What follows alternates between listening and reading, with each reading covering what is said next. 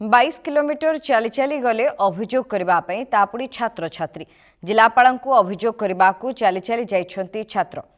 मयूरभंज बासीपिठा सरकारी एसएसडी उच्च विद्यालयर घटना राति 12 चली चली बारिपदा आसिले शताधिक छात्र।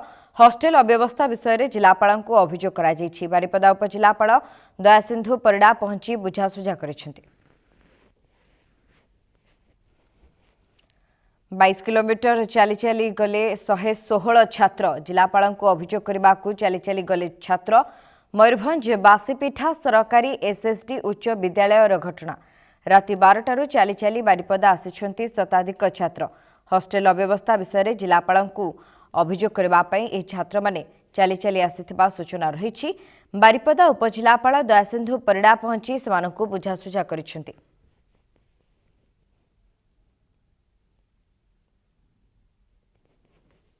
सेमानकु एक बस जोगे हॉस्टेल पठाजिबा पई मध्य व्यवस्था करा जाइछि प्रशासन पक्षरु। मयूरभंज बासीपिठा सरकारी एसएसडी उच्च विद्यालय रे देखबाक मिलुछि एभली घटना। बारंबार से दाबी करी आसुथिले हॉस्टेल जो भली अव्यवस्था रही तार समाधान करबा पई, किंतु जिला प्रशासन किंबा शिक्षा अधिकारी सहित आलोचना परे भी विफल होइथिले। फल बाध्य हुई 22 किलोमीटर चली चली आसी 116 छात्र जिलापाल अभियोग करने आसीथिले। बारिपदा उपजिलापाल दयासिंधु परिड़ा सेमानकु बुझासुझा करिसेंति। पूर्वरु नवरंगपुर जिला पापड़ाहांडी रे मध्य देखिबाकु मिलिथिला एभली दृश्य।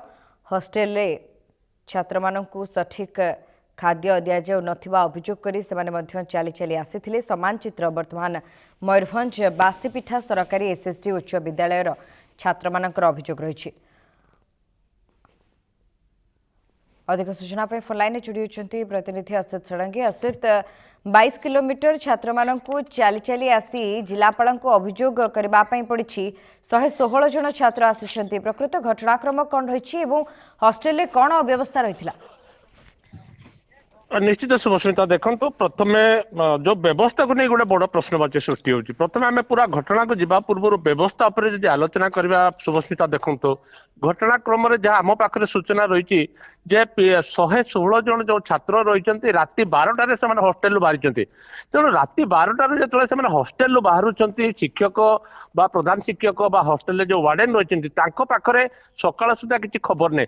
आपड़ ये घटना को लेकर स्कूल जो व्यवस्था रही तार जो सिक्यूरीटी रही तार जो सुरक्षा रही ये गोटे बड़ प्रश्नवाची बर्तमान सृष्टि करते पिला हॉस्टेल सीधा सड़क जिलापाल कार्यालय को चली चली आसुँच तापर भी हॉस्टेल सुपरिटेडेंट कथा कहतु बा प्रधान शिक्षक कथा कहतु पाखे कौन खोज खबर नहीं। से जो अंधार रे राजपथ रे चली चली आसुँच सौभाग्यवशत जदि बर्तमान सुधा कौन दुर्घटना घटी नहीं, किंतु जेकोसी समय गोटे दुर्घटना घटी दायी किए हता ये बर्तमान सुरक्षा को नहीं गोटे बड़ प्रश्नवाची। तेज पूरा घटनाक्रम जब सुस्मिता कहवा जो बासीपिठार जो एसएसडी उच्च विद्यालय रही से उच्च विद्यालय हॉस्टेल विभिन्न प्रकार समस्या जहाँ अभियोग कर छात्र मैंने ठीक समय खाइबा को नदबा बासी खाद्य दबा एवं जो शिक्षक रही खेल शिक्षक विशेष भाव में जहाँ अभियोग कर खेल शिक्षक कदर्य भाषा गाली गुलज करवा एवं विलंबित राति मारपिट करवा गाली गुलज करवा एवं गोटे बड़ अभियोग आनी जो शिक्षयित्री जड़े रही से शिक्षयित्री किसी कुकुर रखिंट एवं कुकुर जो